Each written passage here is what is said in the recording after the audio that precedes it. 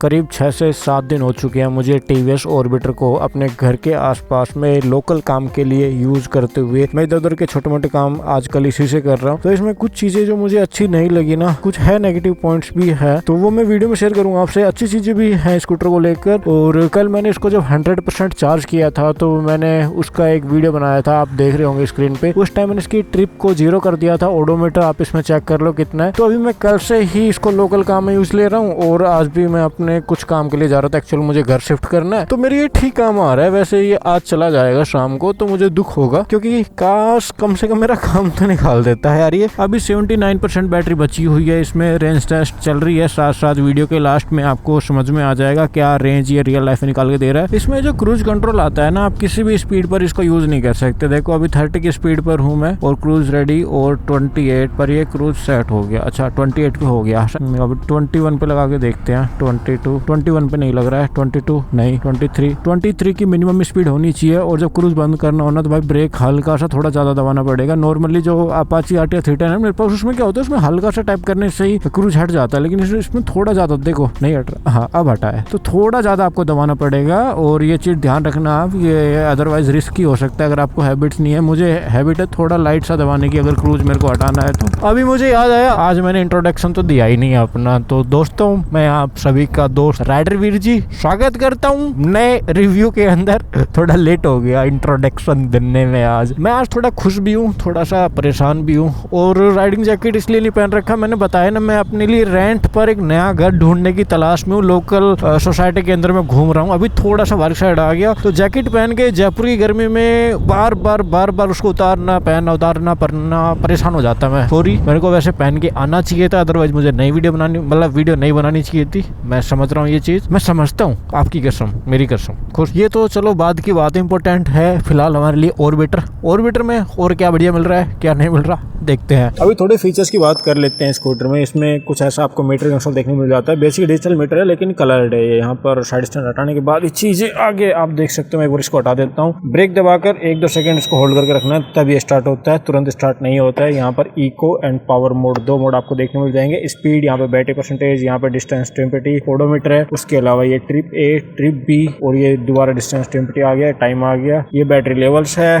और mobile connect कर सकते हो आप इससे, उससे और ज्यादा फीचर्स आप एक्सेस कर पाओगे ना। यहाँ पे लो बीम हाई बीम पास के लिए स्विच है, आप लाइट देख सकते हो, काफी सही लाइट है, लाइट से आपको दिक्कत नहीं आएगी। यहाँ पे क्रूज कंट्रोल बटन है, यहाँ पे indicator, left and right indicator, यहाँ पर हॉर्न का, यहाँ पर किल स्विच, मतलब यहीं से आप इंटीग्रेटेड सेल्फ स्विच आपको मिल जाता है। ब्रेक दबा के स्टार्ट करोगे तो स्टार्ट हो जाएगा। उसके अलावा ये पार्किंग मोड है। इसको यूज करने के लिए आपको ब्रेक दबाकर इसको दबा के रखना है 1-2 सेकंड, फिर उसके बाद यहाँ पे फॉरवर्ड मोड आ जाएगा। अभी आप अगर पार्किंग मोड में हो तो ये धीरे धीरे चलेगा आगे, मतलब 3-4 की स्पीड पे। और अगर इसको दोबारा दबाओगे तो चला जाएगा रिवर्स मोड में। देखो रिवर्स मोड आ गया। अब ये पीछे की साइड चलेगा। पार्किंग में आगे पीछे टर्न करने के लिए आप इसका यूज कर सकते हो, आपको पैरों से धक्का नहीं लगाना पड़ेगा। और खास तौर से हमारा जो घर है ना, उसमें जो पोर्च में अंदर स्कूटर जाता है ना, थोड़ा सा नीचे चला जाता है, फिर उसको वापस बैक करना महाभारत हो जाती है, चाहे बाइक और स्कूटर। वहाँ पर बाइक में तो भाई जान निकल जाती है मेरे उसको पीछे करने में, लेकिन ये बड़ा आराम से आ जाता है पार्किंग मोड के द्वारा। पर इसमें एक छोटी सी चीज जो मुझे कम अच्छी लगी, मैं भी दिखाता हूँ। कोई देख रहा हो टीवी से तो मेरी बात समझना थोड़ा सा। जैसे कि मैंने अभी इसमें पार्किंग मोड में लगा लिया, ठीक है, तो अभी मैं इसको बैक कर रहा हूँ, ठीक है। अभी अगर मैं इसको पार्किंग मोड से हटाता हूँ तो ये दोबारा से आ जाता है कि दोबारा ब्रेक दबाकर स्कूटर को स्टार्ट करो। ये नहीं आना चाहिए यार। मैंने ऑलरेडी ब्रेक लगा के पार्किंग मोड हटाया है ना, तो मैं ऑलरेडी अवेयर हूँ कि मुझे पता है कि हाँ स्कूटर नॉर्मल मोड में आ जाएगा। अब दोबारा से ब्रेक दबाकर दोबारा स्टार्ट करना, उसमें 1-2 सेकंड चली जाना, 1-2 सेकंड इसमें जाना, वो कभी कभी क्या है, कुछ सिनेरियो में थोड़ा अटपटा लगता है और थोड़ा डिले फील होता है। हमारी कॉलोनी में क्या रोड खोद रखे हैं, तो रास्ते ऊपर नीचे से भयानक हो रखे हैं, वहां से गाड़ी वाड़ी नहीं निकल रही है, स्कूटर बाइक वगैरह निकल जा रही है, तो बस उधर से ऊपर से साइड से चढ़ा के निकाल रहे हैं। तो वहां पर जैसे मैंने कल शाम को मैं दूध लेने गया तो मैंने स्कूटर खड़ा किया, मैंने बैक किया, बैक करने के बाद उसको निकालने लगा ना, तो पीछे से 3-4 बुलेट खड़ी है भाई, 1-2 बुलेट खड़ी है, 2-4 मोटरसाइकिल खड़ी है। अब इसको ये दबा रहा हूँ, फिर इसको स्टार्ट किया है, फिर मैंने इसको बैक करा, इसको दबा के फिर बैक से दोबारा बंद हो गया, फिर मैंने दोबारा इसको दबा के फिर मैंने नॉर्मल मोड में किया है। वो पीछे से हॉर्न दे रहे हैं, भाई चल रहे। अरे मैंने कहा कहाँ से चल लूं ये तो चलने पहले। तो वो थोड़ी सी ना ये चीजें वहां पर इरिटेट करती है। दिन में एक दो बार स्कूटर को चला रहे हैं तो कर लेते हैं, लेकिन जब बार बार चलाना पड़ता है ना, एक ही दिन में एक ही टाइम पे बार बार हम इसको ऑन ऑफ कर रहे हैं, तो ये लेंथी लगता है प्रोसेस यार, भयंकर लेंथी लगता है ये। इसको थोड़ा और क्विकली किया जा सकता है। लेकिन एक जगह मैं इससे बहुत इंप्रेस हुआ हूँ, जब मैंने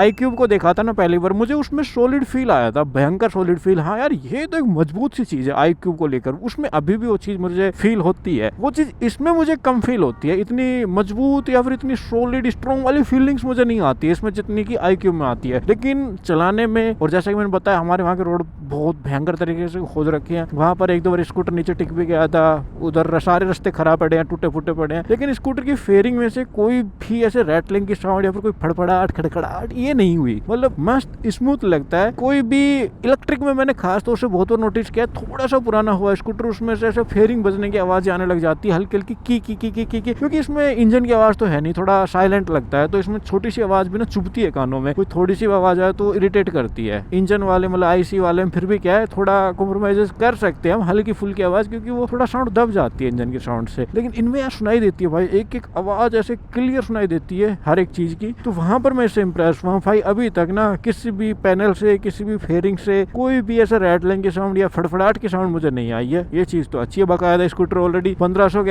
आसपास चल चुका है और ये टेस्टिंग व्हीकल है, तो ये तो कैसे चला होगा। मतलब इसको कोई नॉर्मल नहीं चलाता बेचारे को, इसको तो ऐसे चलाते हैं बस, चलाए चलाए चलाए चलाए, तोड़े चलाए तोड़े चलाए, समझ रहे हो। बाकी यहाँ पर एक छोटी सी विंडशील्ड आपको देखने को मिल जाती है, डिजाइन अच्छा है, मिरर का डिजाइन भी अच्छा है, कुछ ऐसी ग्रिप्स है, और ये कुछ इसका एक मैनुअल हैंड ब्रेक आप मान सकते हो। कोई हिली एरिया जहाँ पर थोड़ा सा ऊपर नीचे जगह है, जहाँ पर स्कूटर का लुढ़कने का डर है, तो वहाँ पे बहुत काम आता है भाई। यहाँ पर एक डीप ग्लव बॉक्स आपको मिल जाता है, लेकिन इसमें पानी बोतल आप नहीं रख सकते, छोटा मोटा सामान वैसे रख सकते हो, पानी बोतल इसमें आती नहीं है भाई, ये गलत हुआ। तो पानी बोतल आनी चाहिए थी, मेरे बहुत काम आती है पानी बोतल। यहाँ पर चार्जर के लिए, यहाँ पर इग्निशन है लो बीम हाई बीम के लिए। इसके अलावा यहाँ पर एक प्लास्टिक का हुक है, अगर ये टूट जाता है तो ये रिप्लेस भी हो जाएगा आई थिंक यहाँ से ना। ये ऐसा नहीं है किसी प्लास्टिक में डिजाइन बना दिया, चलो ये चीज तो बढ़िया है। फ्रंट में आपको LED हेडलाइट देखने को मिल जाती है और इंटीग्रेटेड आपको एक कनेक्टेड DRL मिल जाती है एज टू एज, भाई इस साइड से उस साइड तक, और इसी में इंटीग्रेटेड आपको मिल जाता है। फ्रंट इंडिकेटर मिल जाते हैं इंटीग्रेटेड, मैं एक बार ऑन कर दिखा देता हूँ।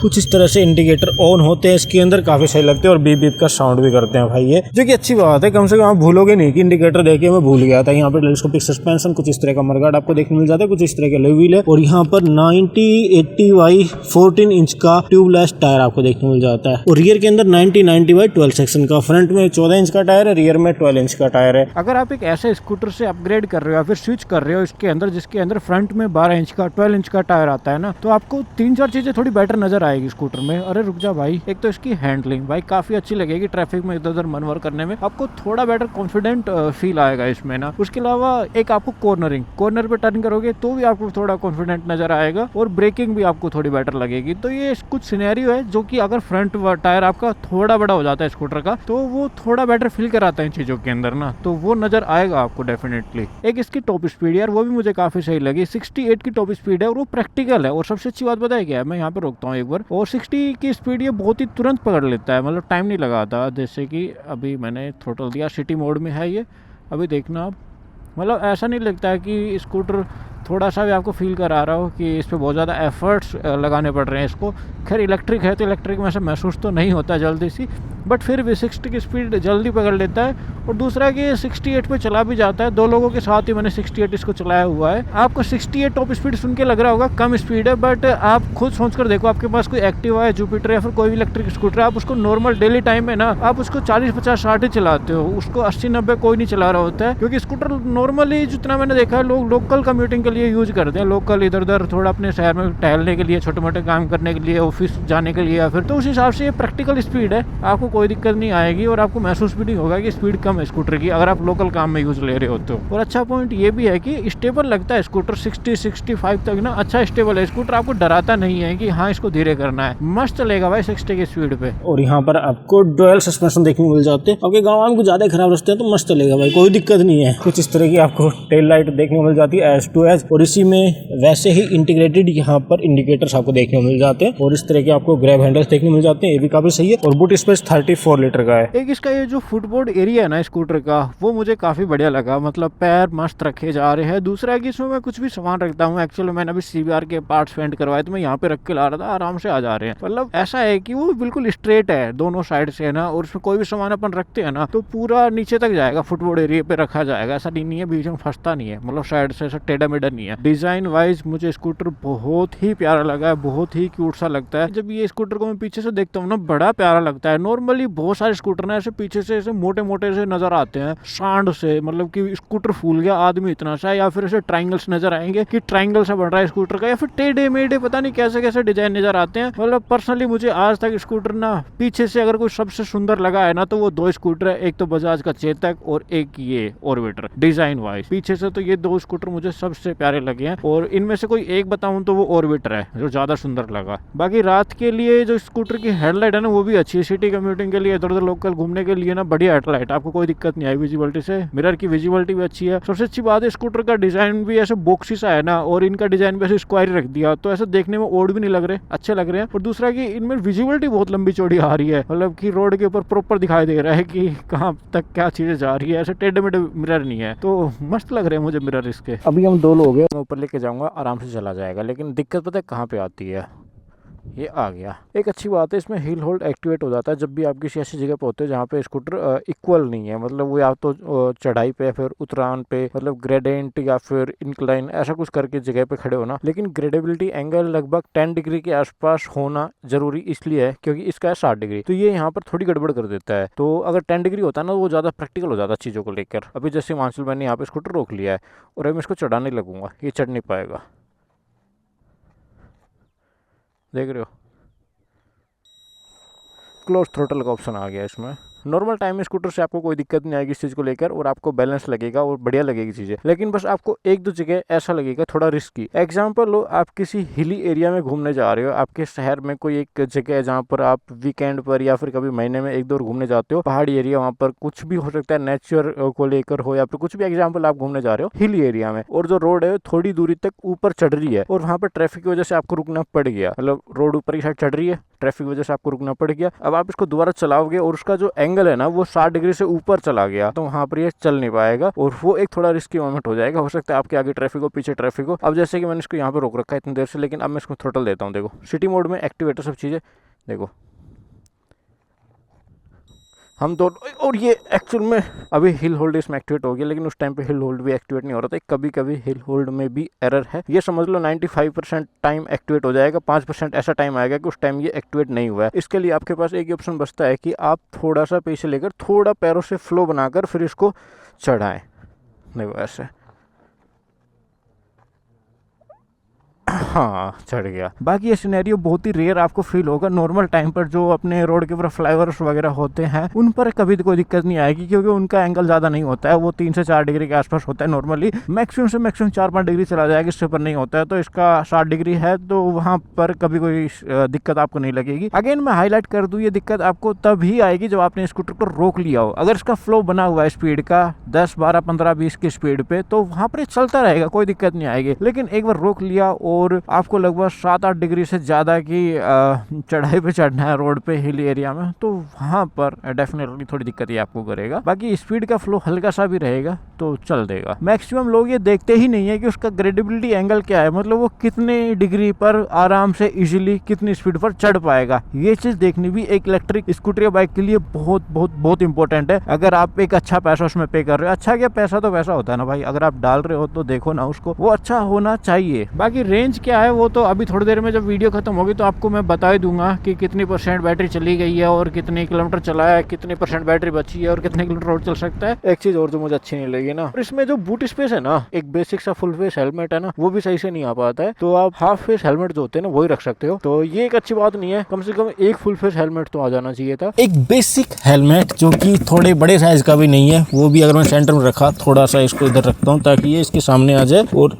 ये भी थोड़ा जबरदस्ती से से आता है और इसको आगे और एक पीछे रखने की कोशिश करी तो ये तो बंद ही नहीं होगी। वैसे स्कूटर के बूट में ना एक चीज और कर सकती है ब्रांड, जो कि बहुत प्रैक्टिकल रहेगा। जैसे छोटी मोटी चीजें मेरे को रखनी होती है ना, मैं अभी यूज करने लगा हूँ स्कूटर कुछ टाइम से ना, तो मुझे दिक्कत होती है कोई छोटी चीज है मेरे पास तो मैं उसको कैसे रखूँ। अगर इसमें फैब्रिक टाइप या फिर स्ट्रेचेबल रबड़ के साथ एक छोटी छोटी एक या दो ही पॉकेट मिल जाए ना साइड में, तो वो बढ़िया चीज हो जाएगी ना। कोई छोटा सामान रखना है तो उसमें रख दूंगा। अगर ऐसे पटक दिया ना पूरी डिग्गी में से नाचता फिरेगा, वो ऐसे डांस करेगा और वो कहीं ना कहीं वो भी डैमेज हो जाएगा या फिर इस पे भी ऐसे निशान पड़ेंगे। खैर निशान से तो कोई दिक्कत नहीं है, बट हो सकता है चीज ऐसी हो कि वो डैमेज हो जाए अगर वो ऐसे लुढ़क रही है नाच रही है तो यहाँ पर बूट में कहीं भी एक छोटा फैब्रिक टाइप पॉकेट दे सकते हैं, जैसे अपनी जेब होती है ना ऐसे ऐसे एक पॉकेट हो सकती है ना। स्कूटर के अंदर इतना बड़ा बूट स्पेस आ रहा है, इतना सब सामान रखने की जगह है, तो वो छोटी सी पॉकेट देने में क्या जा रहा है। यहाँ पर नहीं रख सकते हैं। कभी कभी ऐसा होता है कि खड्डा आया फिर कोई रोड खराब आ गया, वो निकल के एकदम से बाहर आ जाता है। जैसे फोन ही रख लेते हैं बारिश के मौसम में, एग्जाम्पल दूं मैं आपको, या फिर कुछ भी छोटा मोटा सामान होता है यार। एक इसके सस्पेंशन मुझे बहुत अच्छे लगे यार, मतलब कैसे भी छोटे मोटे खराब रास्ते हैं ना, जैसे मैंने बताया कि मेरे घर के आसपास में बहुत खराब रास्ते हैं, टूटे पड़े हैं, बट वहाँ भी स्कूटर इतना कंफर्टेबल मुझे पर्सनली लगता नहीं है, बट ये फिर भी ठीक ठाक कंफर्टेबल था, मुझे फील हो रहा था मैं जब अपने घर के आसपास में चला रहा था इसको। तो मतलब सस्पेंशन नो डाउट बहुत ही प्यारे है, ब्रेकिंग भी अच्छी है। और मुझे एक चीज समझ नहीं आ रहा है इलेक्ट्रिक में आजकल क्यों कोई एबीएस नहीं दे रहा है यार। वहीं अगर एरोक्स का भी एग्जांपल उठाओ ना, तो बस उसमें सिंगल चैनल एबीएस है, क्योंकि उसके स्टैंडर्ड आईसी वाले वेरिएंट में भी है। लेकिन उसके अलावा यामा ने एक और स्कूटर लॉन्च किया है, उस स्कूटर में एबीएस नहीं है। क्यों नहीं है? उसके अलावा भी और भी स्कूटर आए हैं, काफी सारे स्कूटर चल रहे हैं मार्केट में, 6 स्पीड वाले भी चल रहे हैं, तो उनमें भी एबीएस नहीं आ रहा है। बहुत ही रेयर कुछ एबीएस मिलने को देख सकता है। क्यों यार? क्या गवर्नमेंट कोई रूल बनाएगी कि इतने किलोवाट की बैटरी या फिर इतनी पावर से ज्यादा वाले इलेक्ट्रिक स्कूटर में एबीएस देना मैंडेटरी है, जरूरी है, तो ही ब्रांड देगी क्या?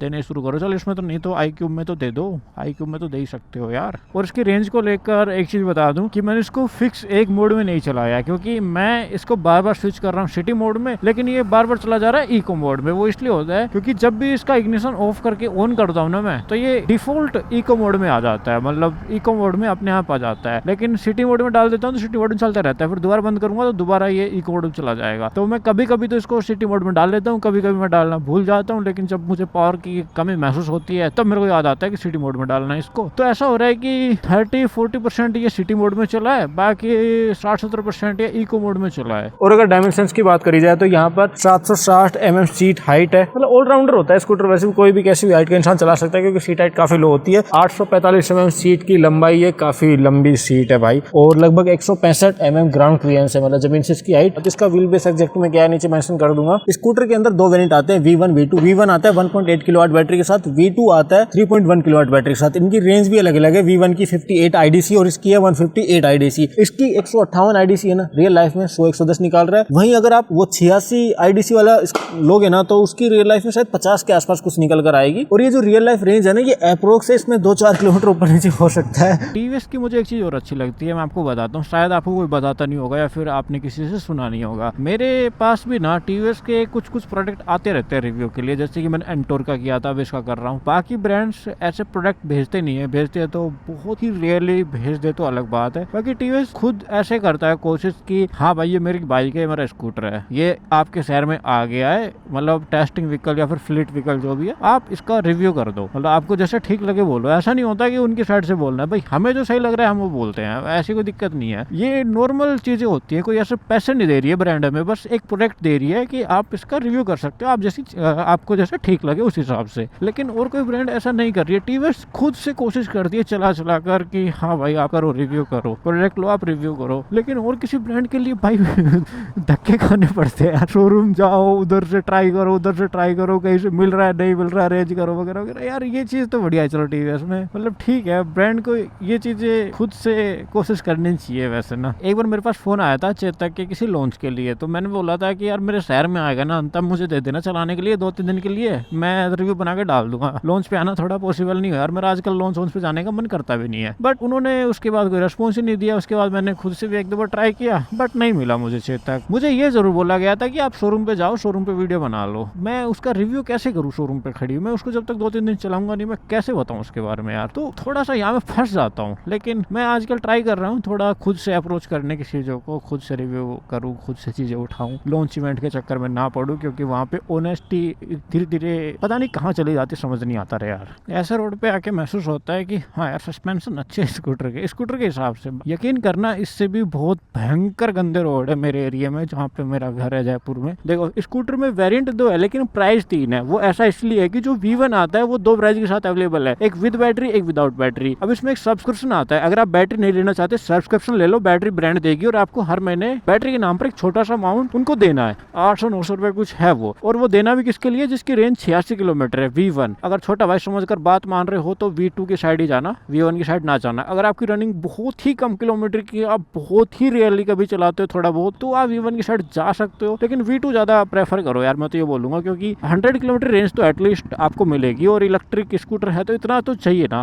मतलब 90, 100, 100, 110 ऐसा कुछ चला जाए, इतना तो चले कम से कम। और मुझे स्कूटर काफी अच्छा लगा। मेरा फाइनल जो कंक्लूजन है, मतलब हर एक चीजों में बढ़िया निकल के आ रहा है। छोटे मोटे थोड़े ग्लिचेस हैं लेकिन वो धीरे धीरे टाइम के साथ ठीक हो जाएंगे। हो सकता है कुछ चीजें अपडेट के साथ ठीक हो जाए, जैसे कि इनके अपडेट भी तो आते हैं भाई। उसके अलावा कुछ चीजें धीरे धीरे कंपनी वैसे सुधार देगी, थोड़े 1-2 बैच और आ जाएंगे उसके बाद, तो चीजें सॉर्ट आउट हो जाती है। और हल्की फुल्की जो चीजें हैं वो तो हमेशा चलती रहती है, आज तक भी चलती है। अभी 51% बैटरी है, 1% और डाउन हो जाए उसके बाद हम देखेंगे कि 50% बैटरी में ये स्कूटर कितने किलोमीटर चला है। हमारी रेंज टेस्ट आ जाएगी कि 100% में कितने किलोमीटर चलेगा, तो उसका डबल कर लेंगे ना यार, बहुत ही सिंपल लॉजिक है। अभी 50% बैटरी हो गई है, जस्ट अभी हुई है स्कूटर की। अभी मैं एक बार साइड में रोकता हूँ और देखता हूँ कि कितने किलोमीटर स्कूटर चला है। मैं आपको दिखा दूंगा थोड़ा पास है, हाँ मेरे को मुड़ना भी इसी साइड था। ट्रिप ए में चला है 58.5 और ट्रिप बी ये रही। डिस्टेंस टू इंपिटी दिखा रहा है 49 और मोड चेंज कर दिया तो ये दिखाएगा 58। उसके अलावा सॉरी यहाँ से चेंज करना है ना, ओडोमीटर है 1576.7 किलोमीटर। 58.5 मतलब 117 के आसपास शायद रेंज निकाल के दी है इसने। और आप हमेशा तो 117 यूज नहीं करोगे क्योंकि आपको हमेशा कहीं भी जाओ तो घर पहुंचना होता है। तो जो आपको सेफ रेंज मिल रही है स्कूटर में लगभग 80-90 किलोमीटर मान लो जो सेफ रेंज है, तो उस हिसाब से बढ़िया है। V2 ही प्रेफरेंस में रखो भाई, मैं तो ये बोलता हूँ। और बढ़िया स्कूटर है, अगर आपको एक ईवी इलेक्ट्रिक स्कूटर लेना है तो जा सकते हो।